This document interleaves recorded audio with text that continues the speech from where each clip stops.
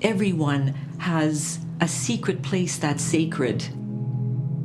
Good sacred music has a way of helping you get there and helping you understand that possibility and understand that openness. It brings this connection with others. It's soul to soul, that we're together.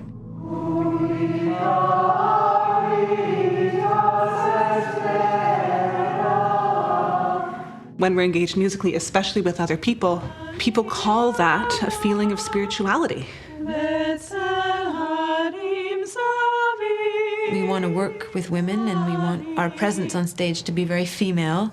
I always look at things historically. What is interesting to think about is how women navigated that patriarchal world. Forgive them this sin, for they know not what they do. In God's eye, there is no man or woman. Both are equal. If only women connected to this sacred feminine energy, the love and mercy, there is a way to accepting diversity, accepting differences, and respecting them, living together in peace.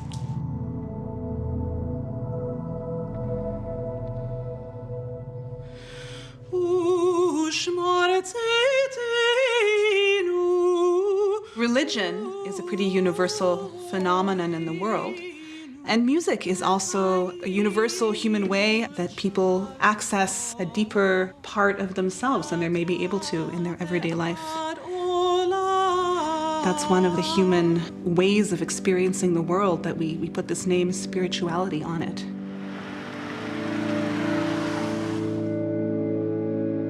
I'm living with my boyfriend. We are expecting a new addition to our family in about 4 months' time. So that's the major thing that's happening on the personal front. The two areas of my musical life that I'm involved in professionally are Jewish music and also medieval Renaissance and Baroque music. I went to McGill. I studied harpsichord there. I have good relationships with many of the voice teachers at McGill. And one of them is Anna Maria Popescu, who is a fabulous mezzo-soprano who sang in big opera houses.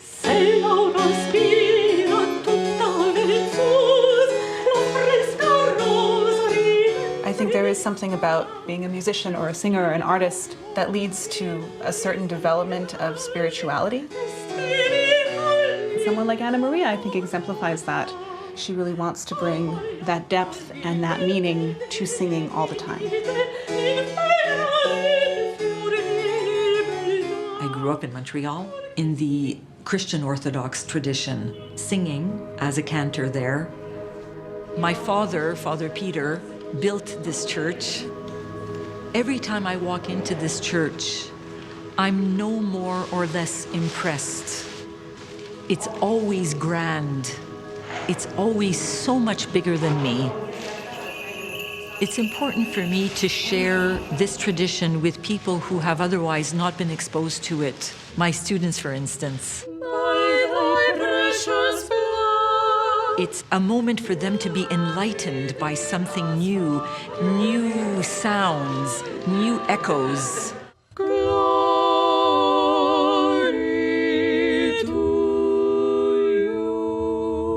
We have lots of beautiful women actually working with sacred music now. I really believe that we are all doing the same thing for the same reason, connecting back to the source, connecting to our own souls. My name is Shams Al-Habib. I'm originally from Egypt. I came in 2009 to Canada. Today we're gonna have a very special circle. I'm gonna chant and sing some verses from the Holy Quran. I work as a Sufi master and teacher. Sufi means to be clean and clear. So to be a Sufi, you need to work a lot on yourself, to clean your heart.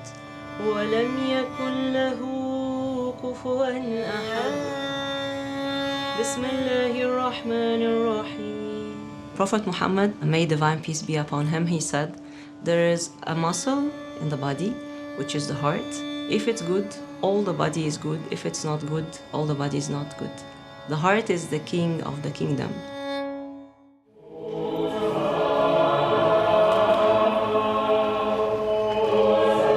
My own path to faith always walked hand in hand with music. My name is Hannah Brockow. I grew up in the Episcopal Church of the USA, which blends modern and ancient music. I'm originally from Asheville, North Carolina. My husband, Fred, and I have lived in Montreal since 2003. I found something that became the emblem of my life here, and that is the harp. I heard a harp in Montreal in the metro, and I had a feeling that I have to play this instrument. This music was the companion on a very difficult journey. My father became very sick with kidney disease, and within a few months he had died. Just a few months prior to that, his father died. His sister died. That grief was tremendous. I had some really powerful experiences with the harp that led me to healing in physical, mental, and emotional ways. So my quest to figure out what happened with the harp in me led me to discover harp therapy. Harp therapy is really a very, very ancient art. We have record of monks who had an end-of-life musical ritual. I'm here at the Shum Super Hospital on the 8th floor, the palliative care floor.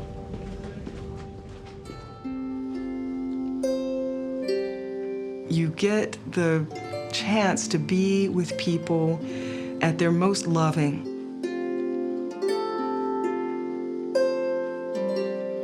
That's something that all religions teach, really, that life is about love. Love is what's left when everything else is gone.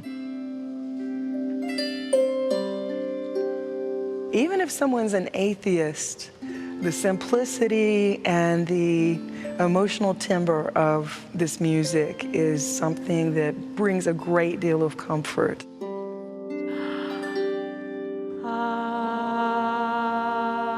I know Hannah because I regularly sing here at Mass. Sometimes she comes with her harp and plays for us. Ubi caritas est vera. Tonight we had the second of a series of workshops that I'm giving at the Red Roof Church for singers of all levels.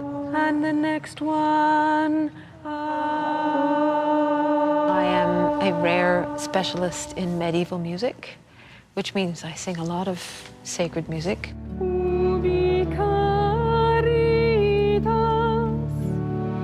It's important to preserve this music because it's the oldest music that we have in terms of Western music.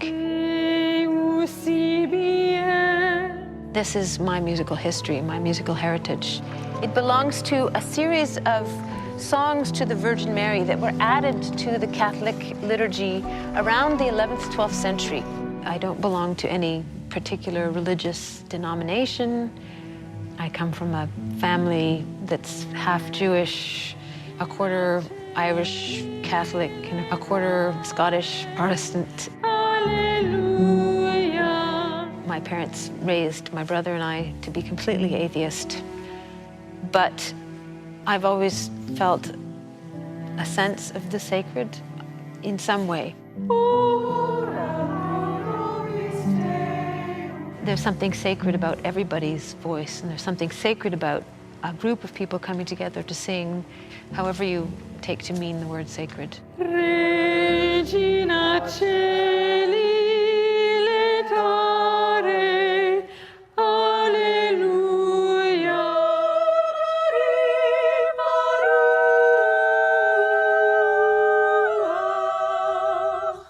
So this is a group that we call the Bat Kol Vocal Ensemble. I'm the director of the group.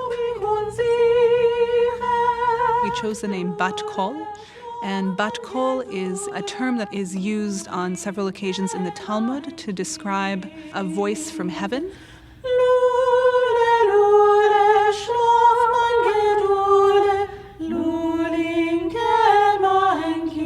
It's interesting because bat kol literally means daughter of the voice.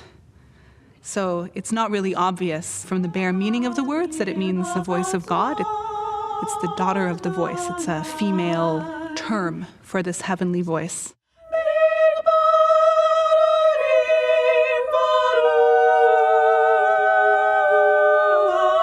We like that it has this meaning of divine inspiration and also a feminine expression of that.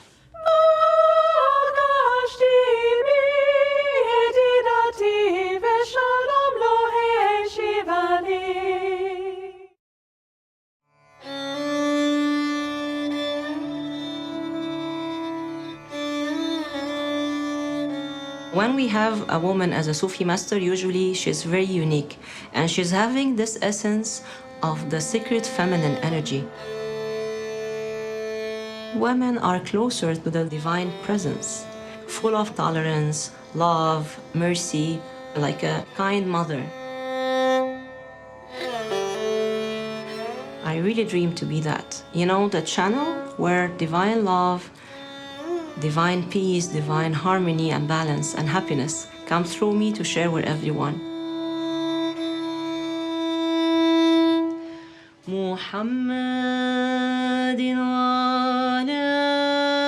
In one-on-one healing sessions, I really connect my heart to my voice, and I can channel pure divine love energy through the music and through the sound. Bismillahirrahmanirrahim. اهدنا الصراط المستقيم صراط الذين أنعمت عليهم غير المغضوب عليهم ولا الضالين.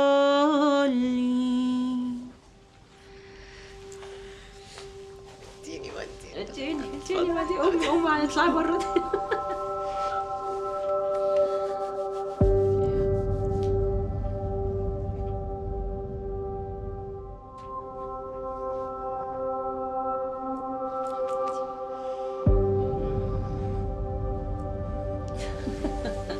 Welcome back. Come back home. It's here in your own heart.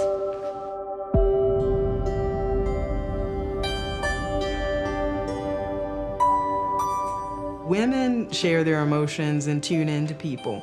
So that's one reason why that they more often will end up doing music therapy, sound therapy, harp therapy. What I want to do is be a channel. I want to be a channel that helps connect people back to themselves. And sacred music is a wonderful tool, one of the best I know to do that. Sacred music has this capacity to take us deep within and past our thinking mind and past our everyday cares and worries. And it can even take us past serious worries and fears.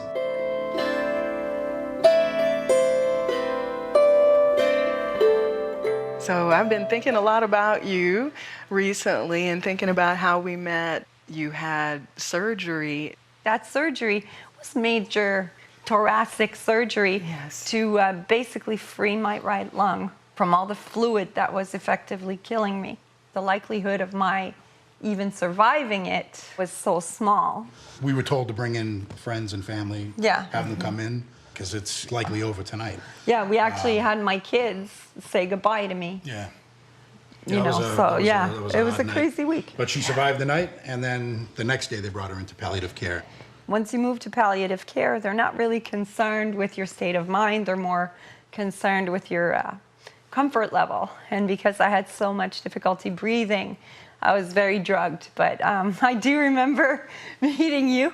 In my mind, I was almost like this fairy being walks into my room with a harp.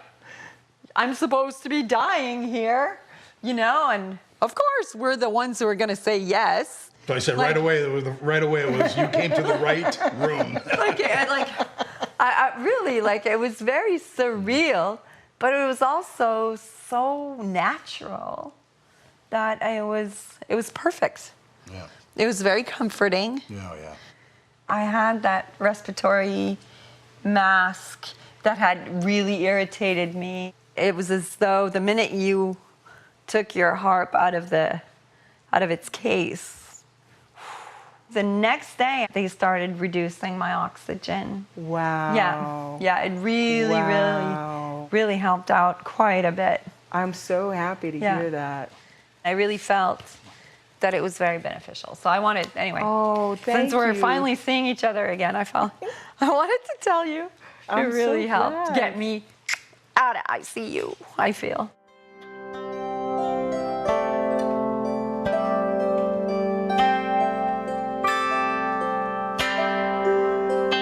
I remember Hannah, the second time she visited me, I had my parents and my in-laws and my sister-in-law in the room, and she brought the reverie harp, which I call the layman's harp. We all passed it around the room, and everyone very spontaneously picked it up. Something pure, like all of us sitting in a circle experiencing the purity of music. That's an authentic experience that we don't often afford ourselves in this day and age.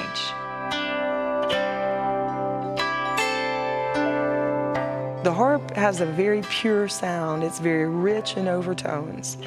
A sound that's rich in overtones has that piercing, transformative quality. And if you look all over the planet, the instruments that are very rich in overtones, all stringed instruments, the pipe organ, bells, the human voice, those are all used in some form of spiritual practice.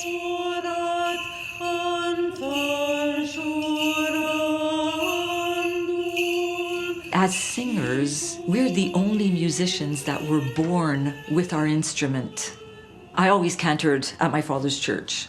Women are not really supposed to sing as cantors in the Orthodox Church, but I was terribly interested in it, which pleased my father. When I saw thee hanging upon the cross, oh, Christ. As far as he was concerned, if I was singing with an open, honest commitment, then that's all that mattered. This is our last rehearsal before Friday. It's really one of the most beautiful services in the whole Orthodox calendar leading up to Easter. This is a service that I personally particularly like because I always did this service. I cantored alone with my dad when he was alive. And even if we make mistakes, it doesn't matter because as long as we make an effort and we try to do the right thing, then that's all that really matters. Can we do that again? Hallelujah, hallelujah,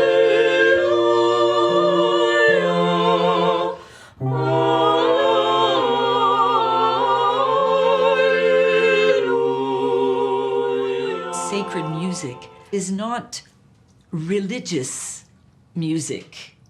It's sacred music. And that applies to everyone.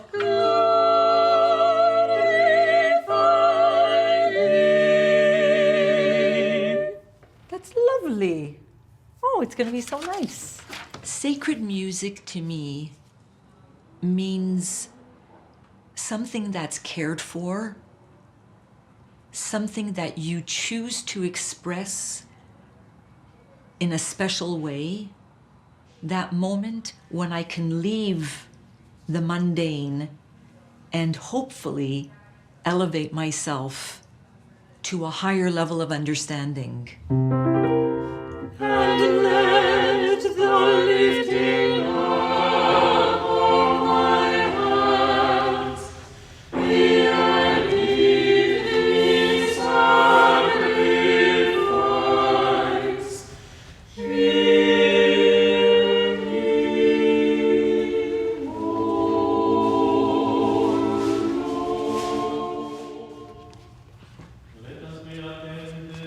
Orthodox clergy have been taught that women have such a higher sense of consciousness and of the sacred.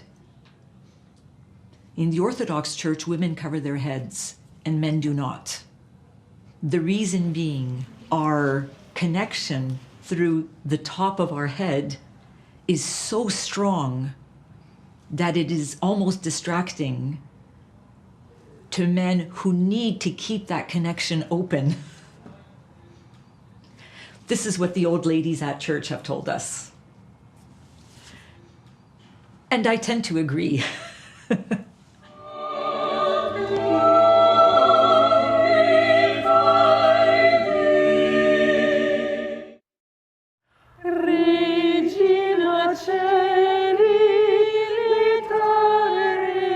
Singing as a group of women is a very empowering experience. It's not a specifically political act, but it's a powerful one nonetheless. I have an uneasy relationship to the patriarchy in the religious music that I sing. You talk about God as being a man, and you often use the word man to include men and women, humanity. And I often secretly will change in my head the word man to humankind, or I won't say the word. It just feels wrong to me as a feminist. We try to address it in the programming we do to remind people that historically women were important members of the church. Generally, when people imagine the medieval period, they imagine that women didn't accomplish anything. But there are many, many, many women of accomplishment and power from the period.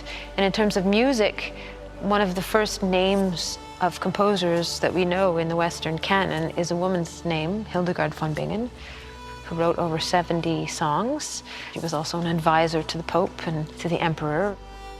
She was an abbess, so the music that she wrote was meant to be sung by the women under her charge. It's a very beautiful repertoire that was meant to be sung by women, by a group of women. The period was a little bit more interesting for women's place than a lot of people give it credit.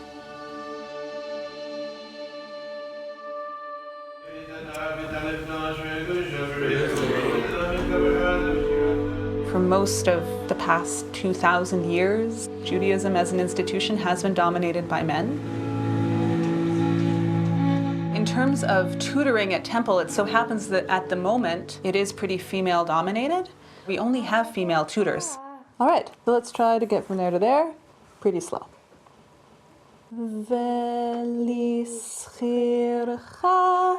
Being an institution with strong female leadership is great. You could just see it as the other side of normal.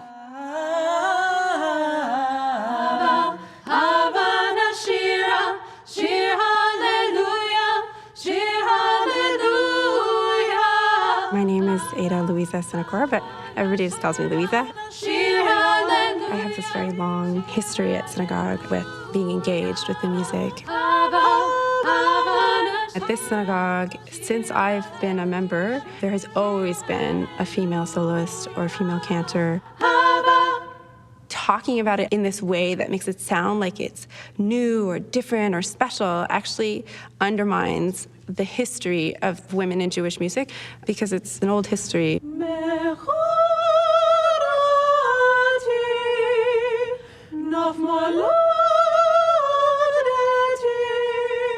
It's easy to get stuck on seeing religion as antiquated or patriarchal, but we're kind of imposing these modern political ideologies on these theological traditions, and they're not understood in the same way. People pray and participate in their religions in their own ways. Who am I to say what is the right way or what's the wrong way? If I want to walk into a Jewish prayer space and I want to wear a kippah and a talit, that's my right, and I should be able to do that, just as it is somebody else's right to wear a wig and a long skirt in their prayer space. أعوذ بالله من الشيطان الرجيم. I was wearing my hijab for almost 20 years. And it was my choice, because some people would think, oh, your father forced you to wear hijab, or maybe your husband. But no, it was really my choice. And it was part of me, I loved it. Here in Montreal, I had to make a big decision. One day I was putting gas in my car, and one man really started to call me names because of my hijab. This night I was really afraid. I'm alone with my boys, and I had to make the decision. It's either being safe or keep doing what I believe that it's the right choice. So I traveled to Paris and Côte d'Azur. I met one of my Sufi masters. He told me it's better to be safe. God will not want you to be harmed. You can take it off. And that's what I did. And now I'm wearing it in a different way.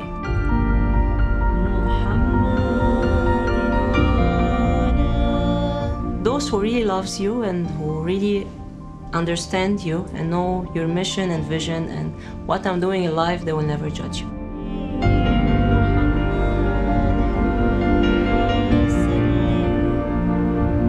What I'm trying to do through my voice, through my music, it's really to share this message of love and oneness and unity, that we are all one.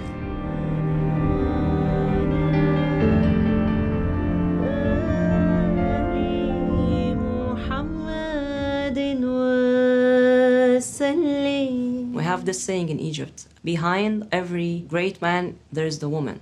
I might change that a little bit. Actually, they were next to them, hugging them, carrying them.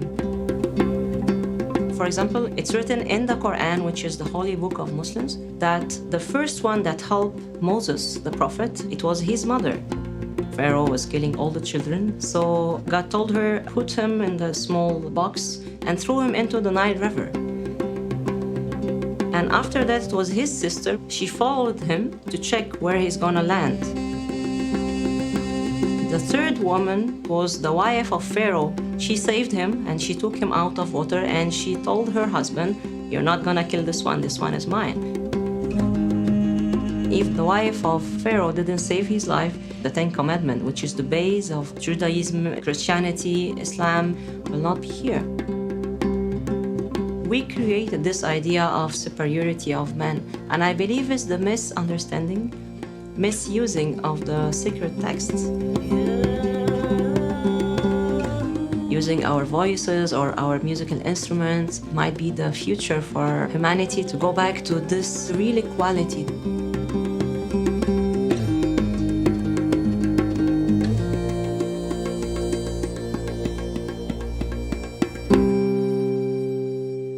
There was the subgroup of my brother and the girls. Three of us. Of course, I did get a lot of, would have been better had I been a boy. Oh, yeah. Yeah. He really Oh, wanted had you you been to a be boy? a boy. By treating us girls, Different than the boy. it forced us to become strong women. I think deep down, Daddy had the same feeling, and that's why he was proud of you. See, I didn't see that pride the way you did. I wasn't witness to that. I grew up not knowing that. Oh my God, Daddy was so proud of you.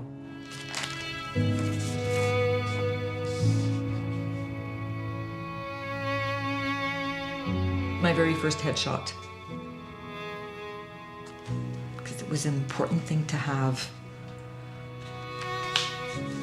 And this is one of me when I was a girl in school in Philadelphia, singing Suor Angelica. I found this in a pile of programs that my mother had saved from over the years. And I think I'm gonna have it framed. It says, Succès, tes parents. They must have given it to me before a concert. It reminds me that maybe they were proud of me. I guess they were.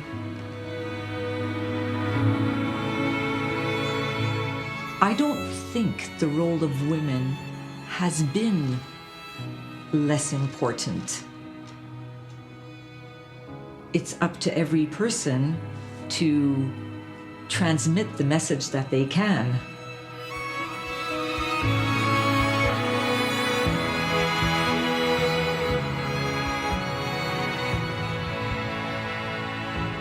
In the Orthodox Church, only men are allowed to become priests. But I never questioned it.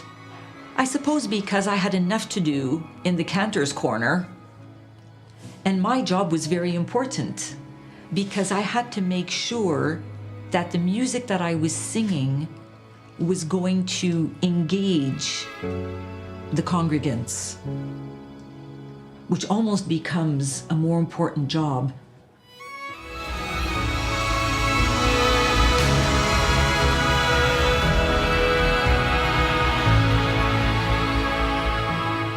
An old rabbi once told me, the rabbi speaks to the intellect, but the cantor speaks to the soul. I like my job as a cantor.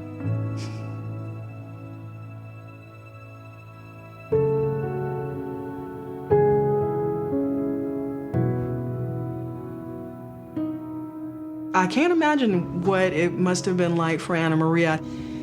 I have not found in my experience that it was more difficult to be a woman to explore sacred music. The Anglican Church doesn't see things the way that the Orthodox Church does. If you are in an Orthodox Christian community, there are probably more men who are in charge, and men can be considerably more closed-minded. Women, whether it's nature or nurture, they are often put in positions where they need to consider a lot of different points of view. Now I'm going to hand these to you. Okay. And you just whack them one at a time. Just breathe and receive the sound. If you put a woman in a position where she can build a bridge, she'll do it. Tibetan bowls are from the Bon shamanic culture, the oldest in Tibet, and we think that originally they were used for temple offerings. And so you can strike them. Very good. And then if you want to make the bowl sing, sometimes it's a little easier to start with the wooden side. Every sacred music speaks to me. I particularly enjoy Tibetan, Indian music, Drupad, the whole family of African drums. I love Orthodox chant. I really love everything. I think there's a value in every kind of music. It all touches someone's heart.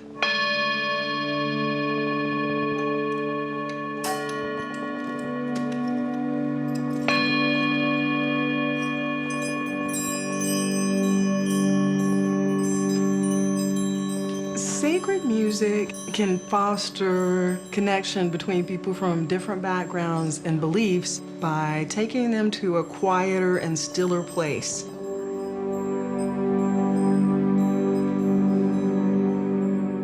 Through music, you can transcend all those fictional labels and walls that we build that divide people, families, nations, everything that we see happening in the world.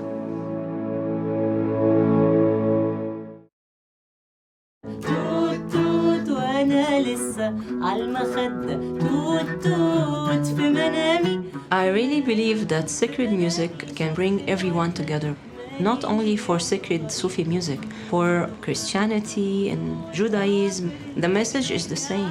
The goal is the same.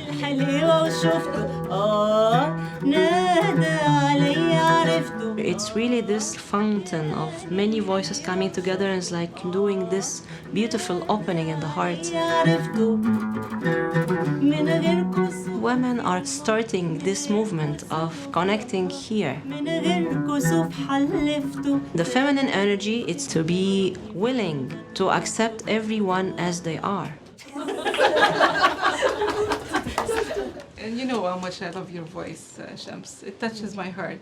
And there's a beautiful name for Allah, which is Noor. And when Shams says Noor, I can feel it.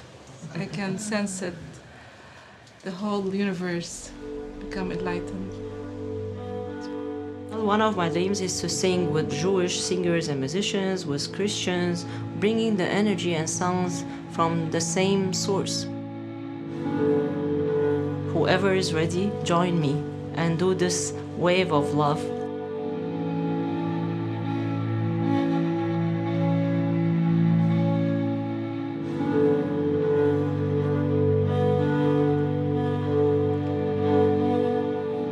Like Shams, I absolutely believe that Christianity, Judaism, and Islam share the same God. There is so much more that unites us than divides us.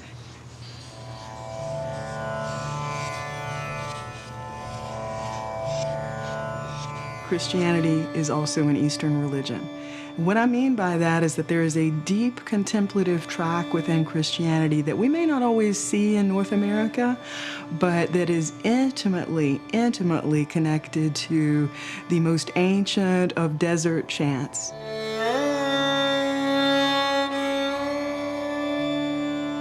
You can hear it very well in the Sufi sacred chanting.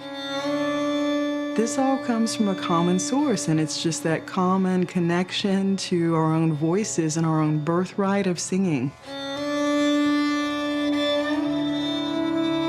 There is this myth that says that creation arose from sound. And to me, when we say Amen or we say Om, we are acknowledging that we are sound, we are vibration, we are that when we are born, and I believe that we are that when we die and beyond. Music, with its powerful nonverbal capacity to unite us, is one of the best ways I think that we can all come closer together.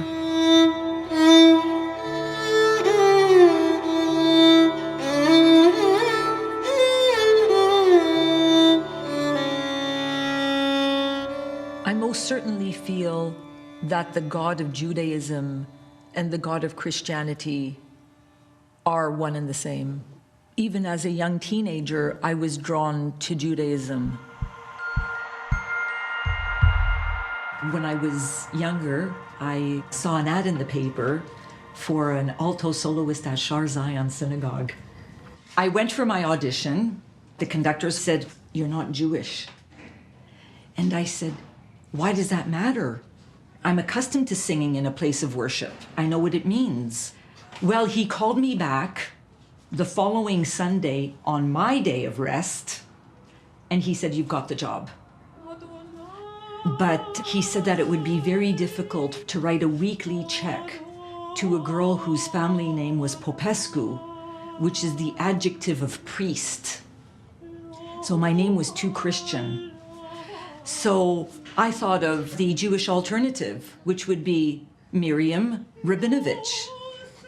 I am a Popescu or a Rabinovich, but it's all the same.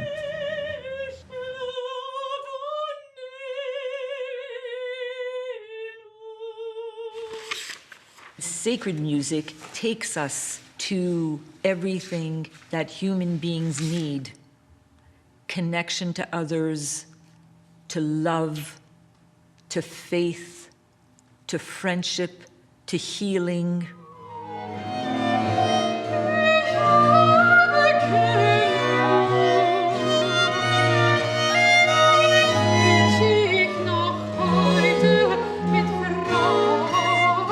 It is God's or the universe's way of capturing the innate desire to belong.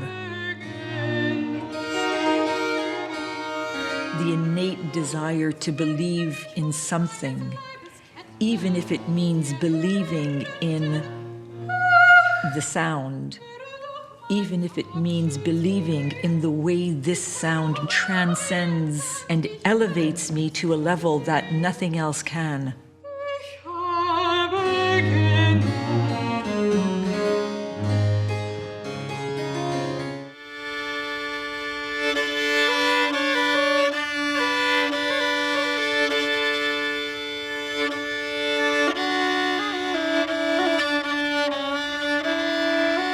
The medieval period, there wasn't this great separation between the sacred and the secular that there is today.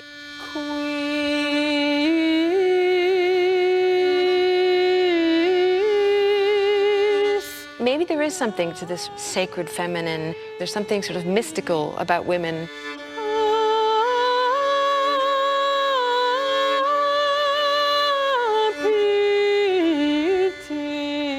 You see even that in medieval Christianity with the development of the cult of Mary. Mary has this power. She is the relatable divine being.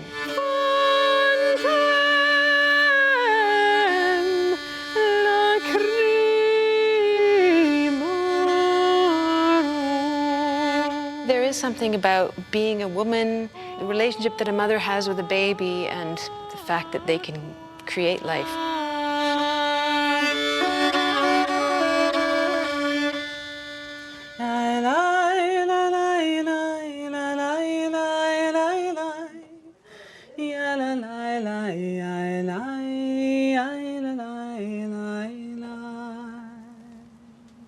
It's important to me that my little girl grows up being part of the Jewish community.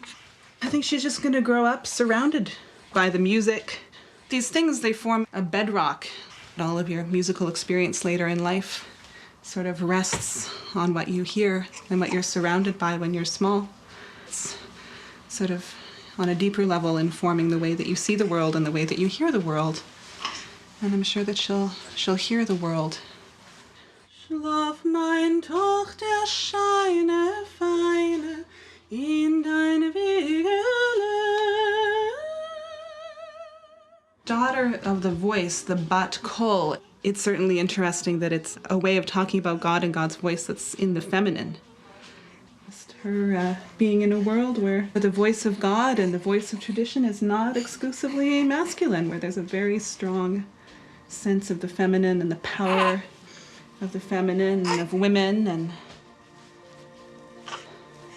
look at her. She's been a big, active, kicking baby ever since she was inside, and she knows what she wants. She's going to tell me very strongly what she wants in just a minute, I have a feeling. She should continue to do that and be the strongest little girl she can be. And that could have something to do with the voice of God, I don't know.